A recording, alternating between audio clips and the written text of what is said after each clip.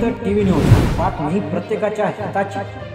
सततच्या मुसळधार पावसामुळे सांगलीतील नद्यांची पातळी झपाट्याने वाढत आहे। सांगली शहरातील महत्त्वाचा आयर्विन पूल धोक्याच्या उंबरठ्यावर पोहोचला असून पातळी तब्बल 36.5 फूट झाली आहे। या गंभीर परिस्थितीची पाहणी करण्यासाठी जिल्हा पोलीस अधीक्षक संदीप घुगे यांनी प्रत्यक्ष स्थळाला भेट दिली। त्यांनी नदीकाठ परिसर आणि आयर्विन पुलाची तपशीलवार पाहणी करून नागरिकांना सतर्क राहण्याचं आवाहन केलं आहे। नदीकाठच्या भागात राहणाऱ्या नागरिकांना प्रशासनाने सतर्कतेचा इशारा दिला आहे।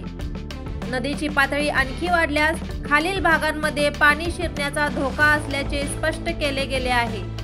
प्रशासनाने नागरिकांना अनावश्यक नदीकाठ परिसरात जाणं टाळण्याचं आणि सुरक्षित ठिकाणी राहण्याचं आवाहन केलं आहे।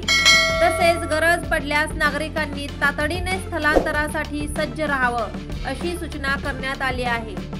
सांगलीत याआधी अनेक वेळा पूरस्थिती निर्माण झाली आहे। 2019च्या पुराचा अनुभव अजूनही ताजा आहे, त्यामुळे यंदा नागरिकांमध्ये भीतीचे वातावरण आहे। मात्र प्रशासन सतर्क आहे। पूरस्थितीवर बारकाईने लक्ष ठेवले जात आहे। आपत्कालीन यंत्रणा तयार असून गरज पडल्यास तातडीने मदत कार्य सुरू करण्याची तयारी प्रशासनाने केली आहे। पाऊस अजूनही सुरू आहे। नदीची पातळी वाढते आहे। सुरक्षिततेसाठी प्रशासनाला सहकार्य करा आणि सतर्क रहा। सोबतच अशाच ताज्या घडामोडींसाठी जनहित टीव्ही चॅनलला सबस्क्राइब नक्की करा। जनहित टीव्ही न्यूज, बातमी प्रत्येकाच्या हिताची।